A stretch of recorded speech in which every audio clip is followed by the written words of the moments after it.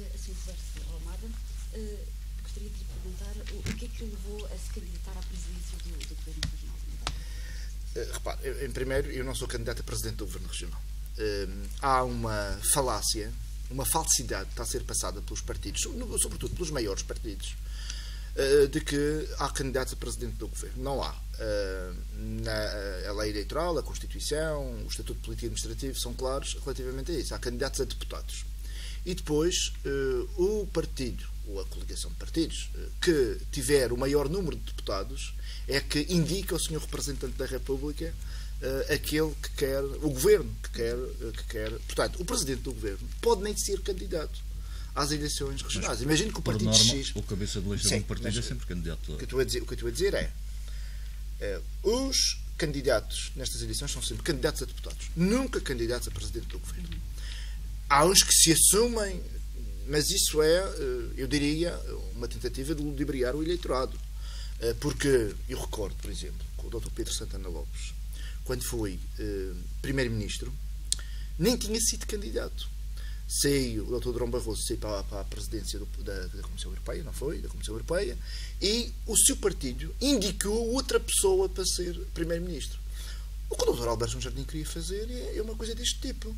É que sair, não deu certo, mas era sair neste momento, depois da eleição do presidente do PSD, e indicar o líder eleito, fosse ele qual fosse, para presidente do governo. Ora, no caso do Dr. Miguel Albuquerque, se essa estratégia tivesse dado certa, não seria o Dr. Miguel Albuquerque nem foi candidato nas eleições regionais. Portanto, é uma falácia facilmente desmontável. Nestas eleições, o que se joga são os candidatos a deputados. E depois o partido, ou a coligação de partidos mais votado ou mais votada, indica o presidente do governo e os restantes membros do governo. Eu recordo que, mesmo no Governo Regional da Madeira, existiam muitos membros do governo que não tinham sido eleitos deputados e nem tinham sido candidatos sequer. Lembro que o Dr. Brasão de Castro, noutros governos, raramente tinha sido eleito deputado, entre outros. Portanto, e por isso, nós somos candidatos a deputados. É evidente que nós, eu estaria a enganar o eleitorado se dissesse que o Bloco de Esquerda vai ganhar as eleições. Neste momento, isso não é... as pessoas não acreditam nisso. E, portanto, se as pessoas não acreditam, nós não vamos enganar as pessoas.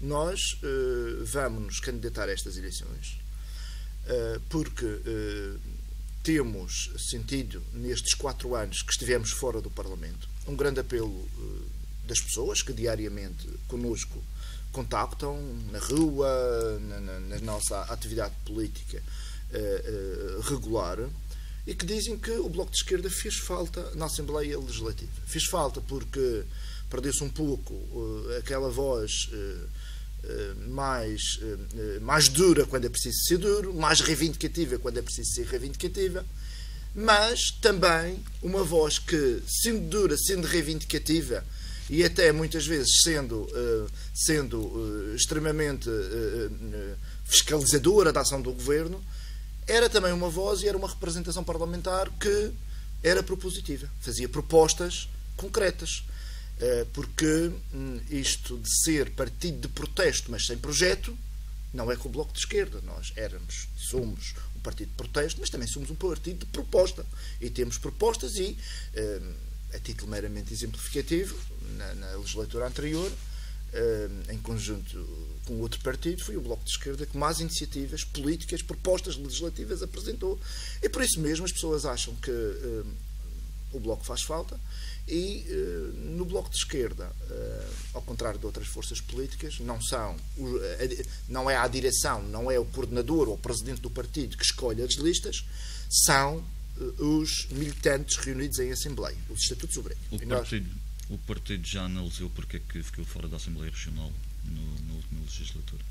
Nós analisamos, tivemos duas convenções regionais desde essa altura. Naturalmente analisamos essas. Qual foi a conclusão que chegaram? O que é que correu mal? Repare, nós ficamos fora do Parlamento porque o povo assim o entendeu. Nós ficamos fora do Parlamento por 1 ou 2 décimas. Portanto, foi morrer na praia, digamos assim.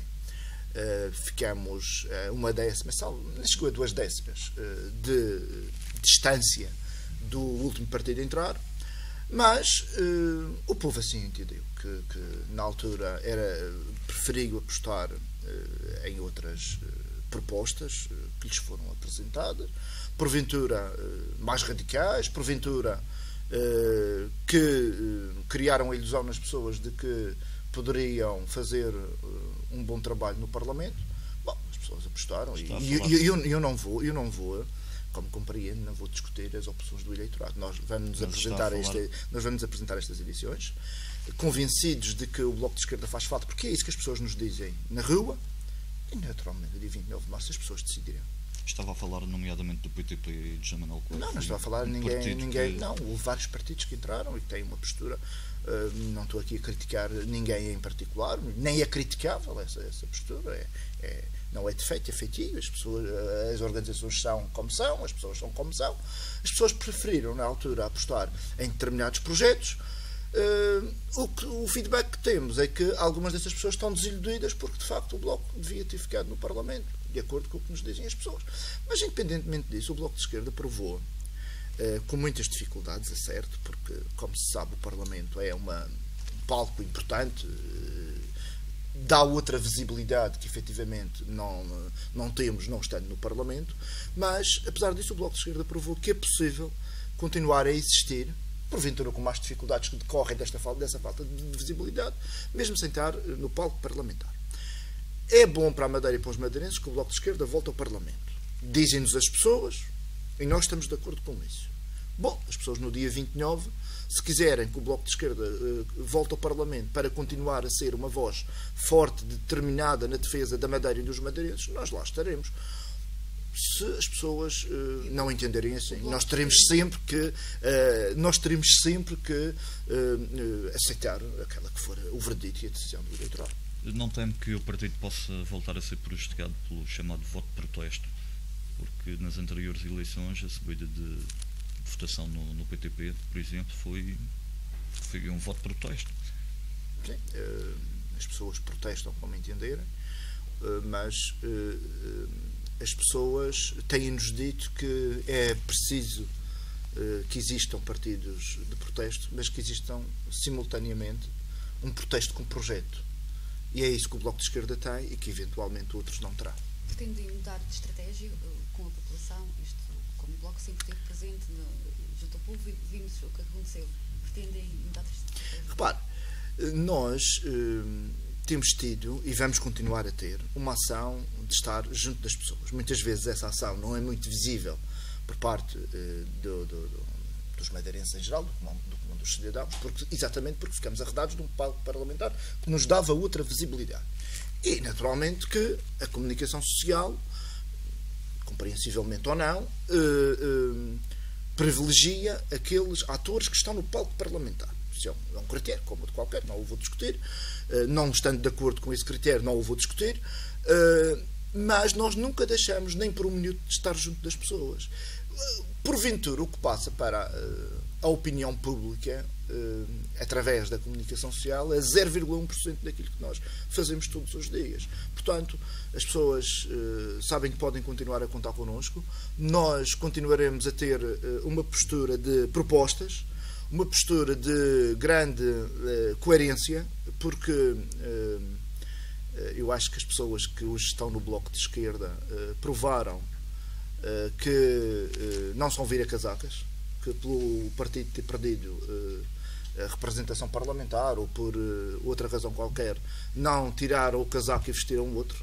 As pessoas que estão hoje no Bloco de Esquerda são pessoas que têm coerência política, que têm formação política sustentada e, naturalmente, que nós vamos às eleições regionais com toda a força. Temos uma lista que é uma lista jovem. Nos primeiros 10 candidatos temos 3 jovens, um estudante universitário no 4º lugar, um jovem trabalhador precário e desempregado neste momento em 8º lugar, em 10º lugar temos um jovem designer. Temos como segundo candidato o atual presidente da Assembleia Municipal do Funchal. Como terceira candidata temos uma jovem investigadora da Fundação para a Ciência e para a Tecnologia. Como quinto candidato temos um economista que é diretor financeiro da Câmara Municipal do Funchal. Em sexto lugar temos uma pessoa que já há muito tempo que anda nas lides políticas, a Assunção Bacanhim, que é uma sindicalista e que foi durante mais de 2 décadas dirigente nacional da CGTP, uma sindicalista que sempre esteve ao lado dos trabalhadores. Em sétimo lugar temos um professor de filosofia do ensino secundário. Em um lugar temos uma jovem de Câmara de Lobos, que é a nossa deputada municipal em Câmara de Lobos. Portanto, nos primeiros 10 nós temos os primeiros 10, e podia continuar até aos 47, mas vou-lhe dar o exemplo dos primeiros 10. Nós temos uma lista diversificada que conjuga juventude com a experiência, que conjuga, portanto, no que diz respeito a áreas profissionais, pessoas ligadas ao ensino, como é o caso do atual presidente da Assembleia Municipal do Funchal, que é professor, do sétimo candidato, que é professor, uma investigadora da Fundação para a Ciência e Tecnologia, um estudante universitário, um designer, portanto, pessoas de vários setores de atividade, uma sindicalista aposentada também. Queremos que os aposentados tenham na nossa lista um lugar importante, e também os sindicalistas. Mais para baixo na lista virão outros sindicalistas, como Maria Ganança, como outras pessoas que são subejamente conhecidas da opinião pública. E a nossa mandatária regional é só e apenas a Guida Vieira, uma das personalidades mais conhecidas da região autónoma da Madeira, pela sua luta, pelas suas convicções, pela defesa dos direitos e dos interesses das pessoas. E é com esta lista e com todos os outros que se quiserem juntar a nós e que nos quiserem apoiar, que vamos à luta, como sempre fomos. E há uma coisa que para nós é importante. Não é por cairmos uma vez que vamos desistir de nos levantar e de andar. Se cairmos 2 ou 3 ou 4 vezes, vamos continuar na luta. As pessoas sabem que nós somos pessoas de fibra, que não viramos a casaca, que este combate eleitoral é um combate eleitoral importante para o Bloco de Esquerda, mas também para a Madeira e para os madeirenses. E nós já provamos que fora do Parlamento continuamos a existir, continuaremos a existir, por muito que isso doa ou incomode alguns setores da nossa sociedade.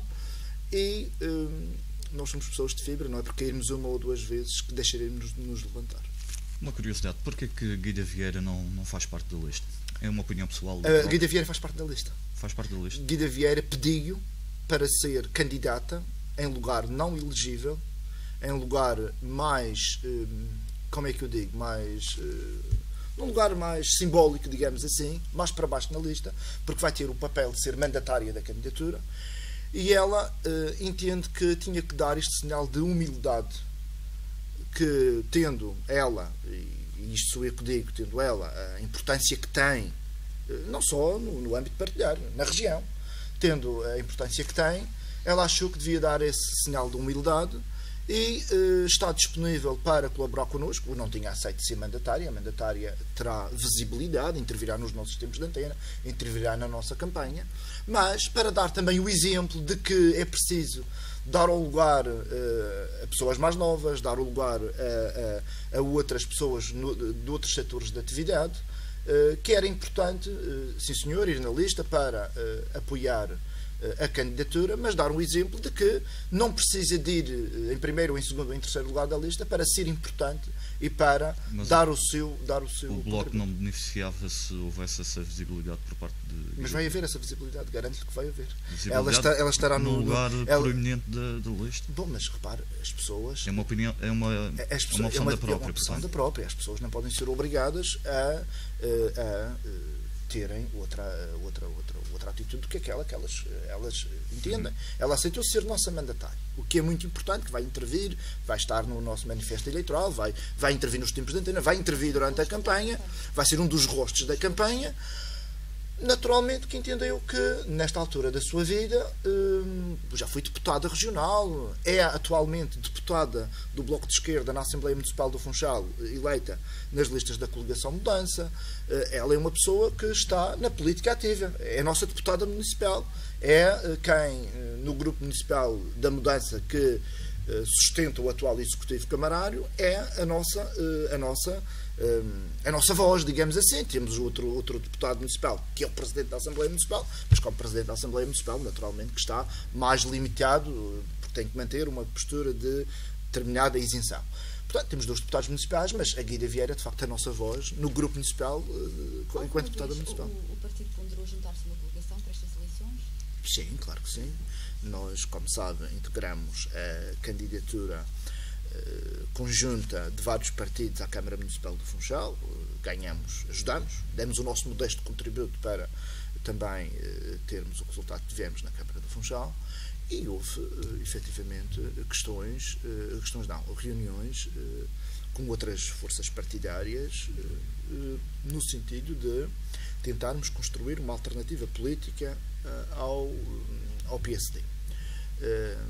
Discutimos, curiosamente, só o Bloco de Esquerda quis levar propostas políticas, porque os outros não quiseram discutir propostas políticas. Nós quisemos discutir propostas políticas. Discutimos propostas políticas, porque forçámos essa discussão. Discutimos propostas para a Madeira. Efetivamente, depois, quase no final dessa discussão,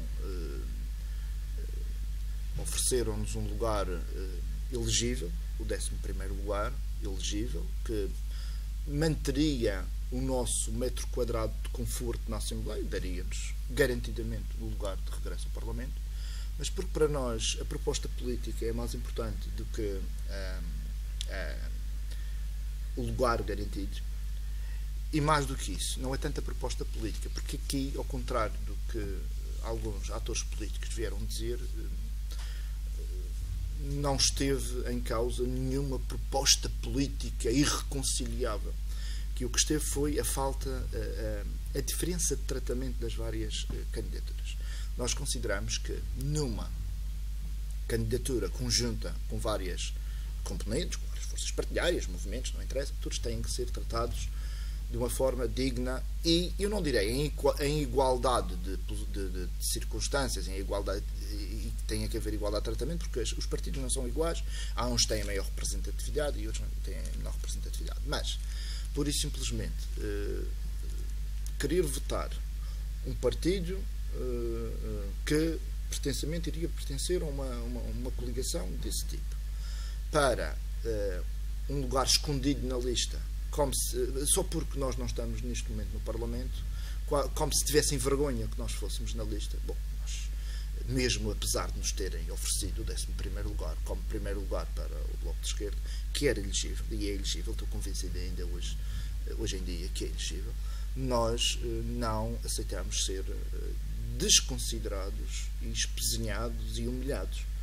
Nós fizemos uma contraproposta de que estamos de acordo que os partidos com maior representação tivessem naturalmente um maior peso na lista, mas que se fizesse como se fez, por exemplo, para a lista para a Assembleia Municipal do Funchal, que tão bom resultado deu.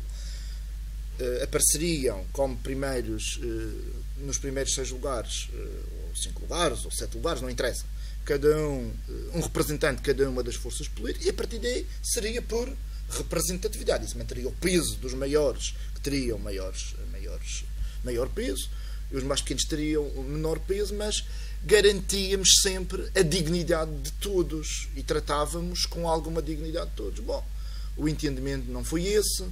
Além do entendimento não ter sido esse, nós ainda fizemos uma contraproposta que não nos chocaria que houvesse naturalmente 3 do Partido Socialista, mais 2 do partido a seguir. Nós seríamos sempre o último. O nosso primeiro representante seria sempre o último candidato de todas as outras forças políticas. Não temos dúvida. Bom, ninguém quis aceitar isso. Quiseram colocar o Bloco de Esquerda num lugar escondido, apesar de elegível. Nós vamos à luta, porque não temos que ser humilhados. E se correu bem uma experiência na Assembleia Municipal do Funchal, onde todos, o Bloco de Esquerda também foi um dos últimos partidos, mas correu bem que todos os partidos tiveram visibilidade e foram tratados com dignidade, bom, nós aqui não... Mas nós não nos estamos a queixar, quer dizer, nós estamos... Quando o BE disse que não queria fazer parte da coligação, a coordenação a nível nacional do partido disse que apontou culpas a Vítor Freitas. Sim, dizia que não concordava com... Naturalmente que o partido com maior peso na coligação podia ter uma palavra a dizer, o partido X ou o partido Y são importantes, que fiquem na coligação. Naturalmente, não tendo tido esse feedback e esse apoio por parte do maior partido da coligação, bom, nós decidimos isso aos ecos, mas isso... A oposição está a perder uma oportunidade única para tentar destornar o PSD da Assembleia Regional. A oposição está a perder uma oportunidade única. E a culpa é do PS? A culpa não é só do PS, mas é sobretudo do PS. Porque poderia ter tido uma postura diferente nesta negociação, não maltratando ninguém, tratando todos com dignidade, porque se o Partido Socialista quer se constituir como alternativa política para, depois de chegar ao poder, fazer o que nos fez a nós neste processo preparatório, que é ostracizar, discriminar e maltratar, bom, então é igual ao PSD. Isso aí nós não vamos nesse barco. Numa coligação, o Bloco de Esquerda teria algum problema em ter Vítor Freitas como cabeça de lista e candidato a presidente? Não, porque nós entendemos, vou-lhe dar o exemplo novamente, da lista para a Assembleia Municipal do Funchal. Não é para a Câmara. Para a Câmara foram pessoas sem filiação partidária. Para a Assembleia Municipal do Funchal, o acordo foi que cada partido, se o partido A indica 5 ou 6 pessoas, o partido B indica 2 ou 3, isso é da inteira responsabilidade dos partidos. Portanto, o Partido Socialista, e nós aceitaríamos que o Partido Socialista integrasse, porque é o maior partido, indicasse o primeiro candidato, naturalmente que o Partido Socialista, quem indicasse, nós íamos aceitar. Mas numa coligação mais alargada, nomeadamente com o CDS, que também se pôs de parte de... Não, o CDS, nós sempre dissemos que não aceitaríamos coligação com o CDS. Isto é uma decisão da nossa convenção regional, do nosso Congresso Regional, de janeiro de 2014. Ainda não se falava sequer em coligações para as regionais. Quer dizer, já se falava, mas não havia nada concreto.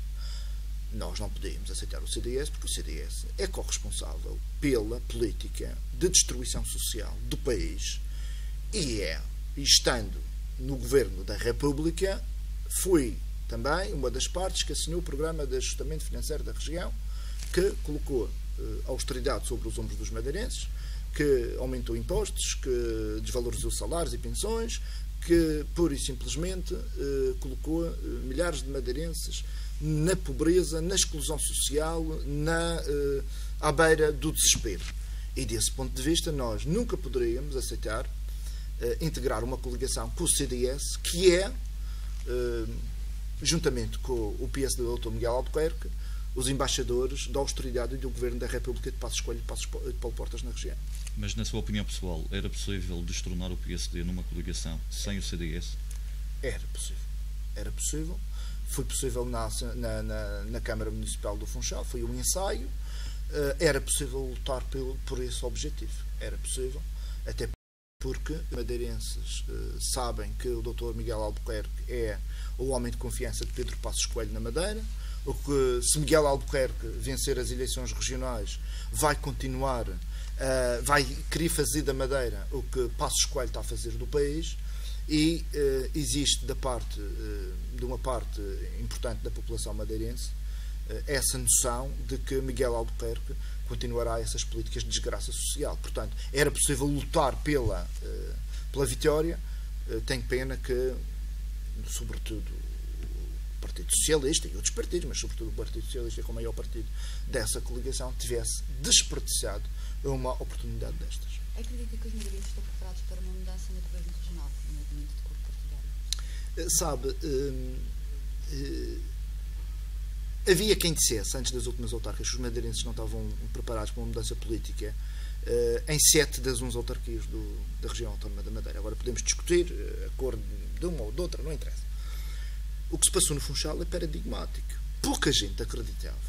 Eu lembro-me de ver até jornalistas, desculpe dizer isto, até colegas seus, rirem quando nós dizíamos que íamos lutar pela vitória na Câmara do Funchal. Mesmo dentro dos partidos da coligação de mudança, havia pessoas céticas, com uma vontade muito grande que isso fosse verdade, mas céticas. Mas isso foi possível. Portanto, quero dizer que os madeirenses, os funchalenses e noutros concelhos, outros madeirenses, outros concelhos, acharam que a mudança podia ser, que a alteração política podia ser importante. E foi importante no Funchal, e terá sido também noutros concelhos.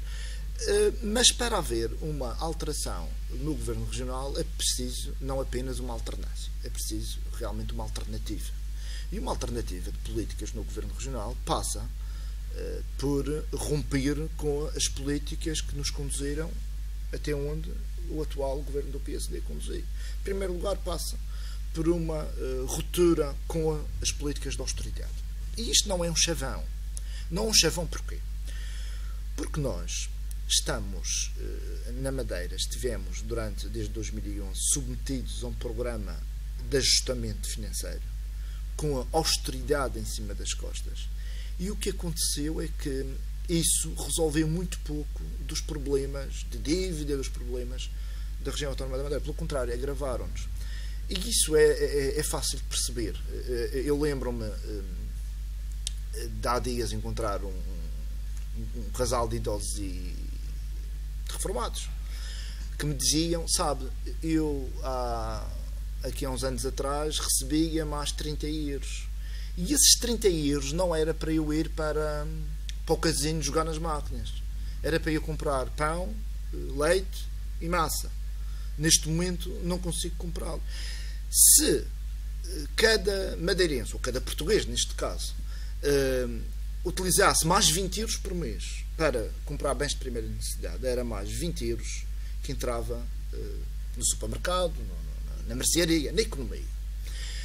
Multiplicando esses 20 ou 30 euros por não sei quantos mil madeirenses ou não sei quantos milhões de portugueses, é fácil de ver que entrava muito mais dinheiro na economia. Entrando mais dinheiro na economia, as empresas estariam melhor financeiramente, estando melhor financeiramente, teriam melhores condições para manter os postos de trabalho, até para criar outros postos de trabalho. O aumento do IVA faz com que as pessoas comprem menos e que se retraiam, e isso também prejudica a economia. Portanto, quanto mais dinheiro houvesse, quanto mais dinheiro, se as pessoas tivessem mais 20 euros no bolso, era mais esses 20 euros que entravam na economia, contribuía para a melhor saúde das empresas, contribuía para criar postos de trabalho. Bom, esta política de austeridade, que corta pensões, corta salários, aumenta impostos, teve um efeito, e não é o Bloco de Esquerda que diz, basta passar nas ruas do Funchal, ou se for a Lisboa, passar nas ruas de Lisboa, ou se for ao Porto, passar nas ruas do Porto, ver quantas empresas, desde que os programas de austeridade começaram no país e na região, quantas empresas fecharam, quantas milhares de pessoas foram para o desemprego, quais as dificuldades que as empresas que neste momento ainda se mantêm têm para pagar salários, quais as dificuldades dos seus trabalhadores. Portanto, esta receita de austeridade falhou completamente. É preciso inverter outro caminho, é preciso valorizar pensões, é preciso valorizar salários, é preciso baixar impostos, não apenas como medida demagógica para agradar às pessoas, não, como uma medida fundamental para injetar dinheiro na economia, para reforçar a saúde das empresas, para criar trabalho e defender os postos de trabalho. Se não for assim, se não houver uma estratégia política deste tipo, de romper com estas políticas, não há alternativa. Poderá haver uma mera alternância, mas eu acho que os madeirenses e os portugueses também não precisam de uma mera alternância, que mudem as caras nos governos e nos parlamentos para que tudo fique na mesma. Como dizia um slogan que a nossa área política utilizou aqui há uns anos atrás, não basta mudar as moscas, é preciso mudar a porcaria. Eu não utilizo a outra palavra. Não basta mudar as moscas, é preciso mudar os atores políticos, mas mudar as políticas, porque se tira de lá o Sr. Albuquerque Jardim e se mete lá o Sr. Freitas Costa, mas mantém-se as mesmas políticas, bom, e vou ali e já venho. Estas eleições surgem numa boa altura para o Bloco de Esquerda? Os partidos políticos têm que estar sempre preparados para ir a jogo, e nós estamos sempre preparados para ir a jogo. Os resultados logo se veem. Naturalmente que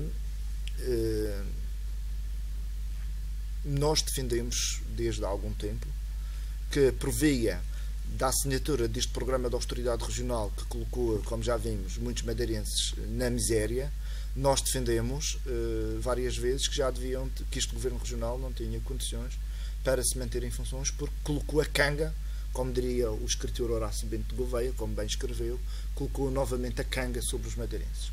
E nós já há um ano ou dois que defendemos eleições regionais antecipadas.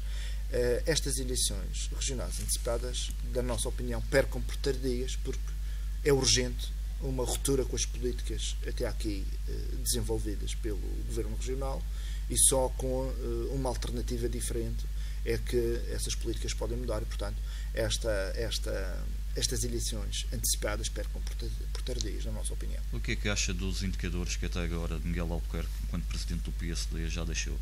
A redução do jackpot, por exemplo, promessa de que os partidos mais pequenos vão passar a ter um tratamento diferente na Assembleia Regional. O que é que acha disto? É uma mudança de paradigma? Eu temo que seja apenas conversa para enganar parolos. E explico. A redução do jackpot já aconteceu. Pois, mas o Bloco de Esquerda propôs em 2008 e 2010 no Parlamento, entregou uma proposta de que o Tribunal da Madeira deu conta na altura, onde fazíamos uma proposta para reduzir não 3, mas 5 milhões de euros no jackpot parlamentar, muito mais do que foi reduzido agora.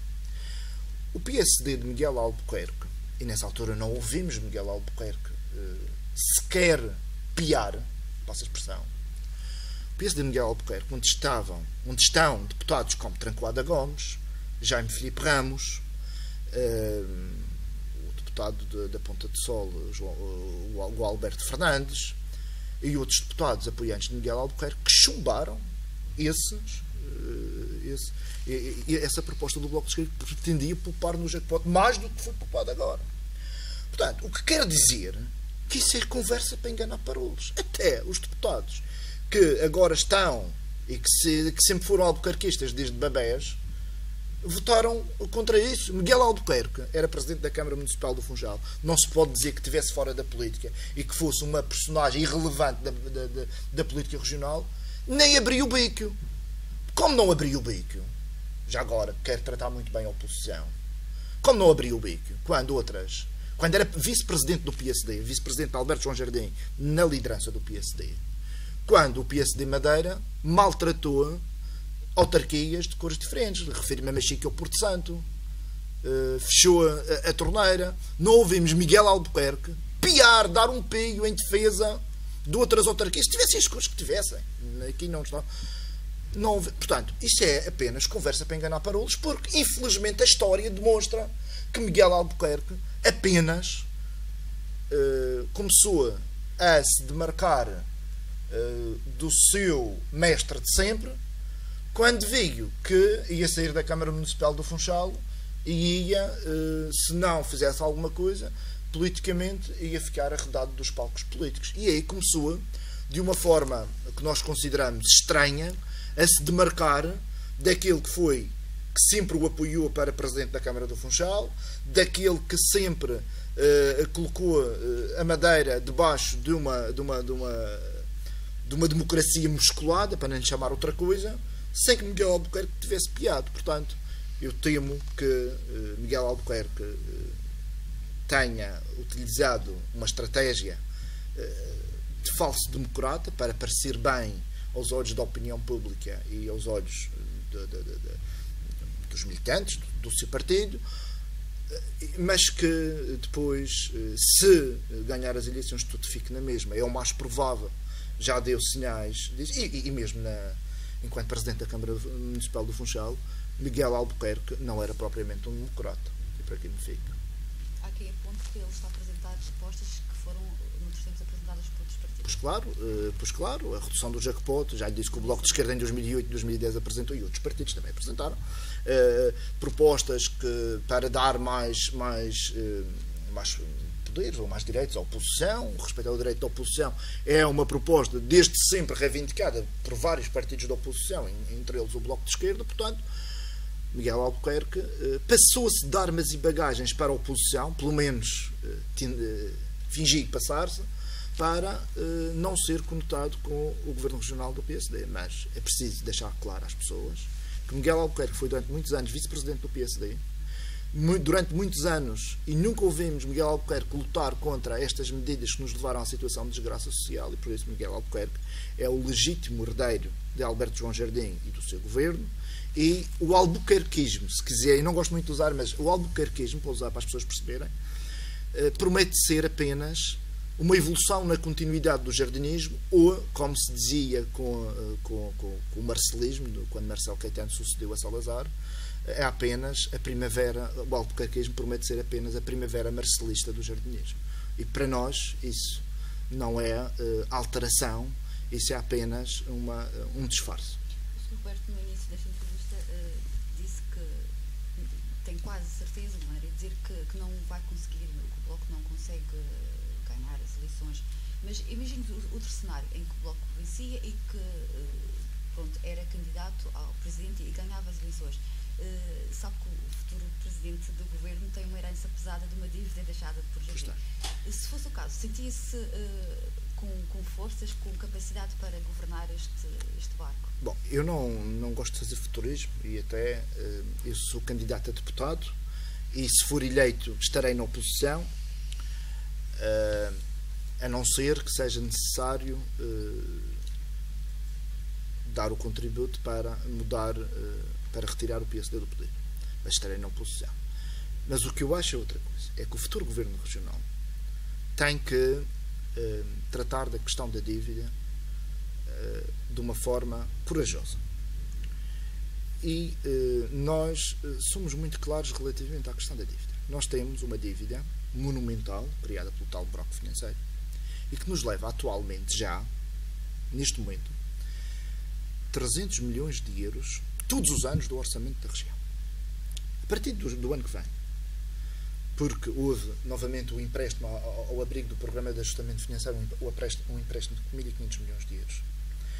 Os 300 milhões de euros que pagamos agora, a partir de 2016, porque vamos ter que começar a pagar essa dívida também, não serão 300 milhões de euros, mas serão mais de 400 milhões, quase 450 milhões de euros só de dívida que temos que pagar. Portanto, quase 30% do orçamento da região vai apenas para a dívida.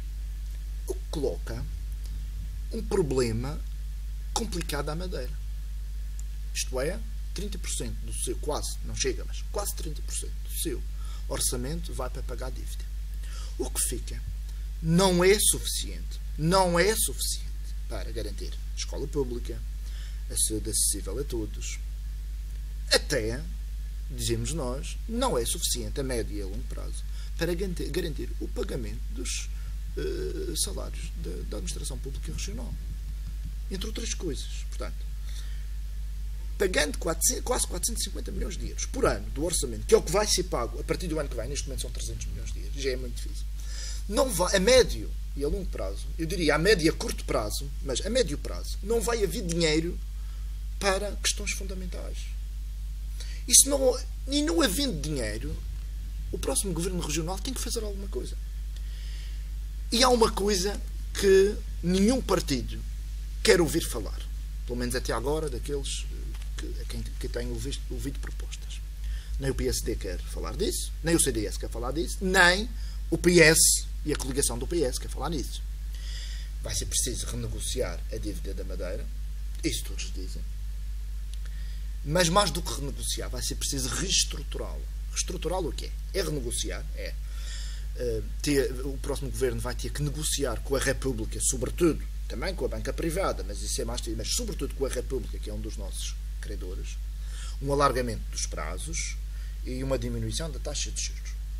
Mas mesmo assim, isso não será suficiente, porque, na nossa opinião, o orçamento da região não deverá ter mais 10 ou 15% de dinheiro para pagar a dívida, porque se tiver mais do que isso por ano, compromete estes setores fundamentais. O que vai ter que ser negociado com a República eu não vou usar o termo perdão, porque parece que os madeirenses estão a pedir perdão, e os madeirenses não têm que pedir perdão de nada. É o cancelamento, é preciso negociar com a República, do cancelamento de uma parte da dívida da região. Cancelando uma parte da dívida da região, negociando naturalmente com a República, e reescalonando o pagamento da restante de maneira a que nós não paguemos mais de, será, 150 milhões de euros por ano. Se nós conseguirmos reduzir os tais 450 milhões que vamos pagar a partir do ano que vem para 150 ou 200 milhões que seja, nós ficamos com mais dinheiro para a escola pública, para a saúde, para os fornecimentos dos trabalhos da administração pública, para o investimento público, que vai ter que continuar a existir. E isso, dizem, bom, isso é uma utopia à Siriza, que o Bloco de Esquerda tem. Não. Não é a primeira vez que um governo da República cancela uma parte da dívida da região. Não é a primeira vez que um primeiro-ministro diz, sim senhor, a região não pode pagar isto, o Estado assume. Isto não é nada de novo. Nós não estamos a inventar aqui nada. E não é o Bloco de Esquerda que quer este cancelamento, como alguns dizem perdão, mas não vou usar perdão, porque perdão, os madeirenses não têm que pedir perdão só a Deus, os que acreditam nele. O cancelamento de uma parte da dívida não é nada de novo. É uma coisa que já foi feita e que tem que ser feita. Porque senão nós não vamos ter dinheiro para investimento, não vamos ter dinheiro para a escola pública, não vamos ter dinheiro para a saúde acessível a todos. E nós sabemos que há graves problemas, não só na educação, mas sobretudo na saúde, que é preciso ir buscar dinheiro além do mais para o investimento na saúde, investimento em meios humanos, na formação de meios humanos, investimento em materiais e até ir buscar fundos comunitários, se possível, para conseguirmos construir a médio prazo um novo hospital, porque de facto isto começa a correr mal as questões da saúde na nossa região. Portanto, se não houver um cancelamento de uma parte da dívida, nós dificilmente, a Madeira dificilmente consegue sair deste buraco onde está. Renegociando a restante dívida, nós não dizemos não pagamos. Nós dizemos é que a Madeira precisa, não é o Bloco de Esquerda, a Madeira precisa de um cancelamento parcial da dívida, porque senão não saímos, senão a nossa autonomia vai pelas canas dentro, passa a expressão, como o povo bem diz, e nós não conseguimos sair deste buraco onde o PSD nos meteu. O PSD e o CDS e o PS na República nos meteram. Para terminarmos esta entrevista, que já vai um bocadinho longa, é esse o legado que Alberto João Jardim deixa na Madeira após quase 4 décadas, uma região no fundo do poço? Infelizmente é. O Dr. Jardim podia ter saído numa altura em que existiam problemas, certamente, mas saía um pouco por cima. Mas neste momento, depois do que aconteceu, nós temos milhares de madeirenses que passam fome todos os dias. Nós temos milhares de madeirenses que entregam a casa ao banco porque não podem pagar as suas dívidas. E não é por irresponsabilidade dos próprios, é porque um dos cônjuges adoeceu, um dos cônjuges ou os dois cônjuges perderam o trabalho, portanto, porque a pobreza de facto bate à porta dos madeirenses. Bom, a grande imagem, a saída do Dr. Alberto João Jardim, agora, em 2015, neste ano, 2015, a marca, o Dr. Jardim será sempre recordado, para mal dos nossos pecados e dos pecados dele, como o homem que deixou a Madeira no fundo do poço, num beco sem saída e à beira do abismo. Se Jardim tivesse saído em 2000, poderia ser considerado o grande obreiro da Madeira Nova? Claro, o Dr. Jardim ficará sempre na história da Madeira como um político importante. Nós não temos dúvidas disso, como ficará Paulo Martins, por exemplo, sempre na Madeira, como um político que na oposição sempre foi um homem de luta e de lutas. E isso, a história não apagará esses vultos da nossa história recente. Agora, se o Dr. Jardim tivesse saído antes desta atrapalhada toda, ou não tivesse levado a Madeira a este beco sem saída, naturalmente ficaria na história de uma forma, digo eu, mais agradável. Mas neste momento acho que o Dr. Jardim sai pela porta pequena e deixa a Madeira nesta situação desgraçada que efetivamente todos nós sabemos como é que estamos.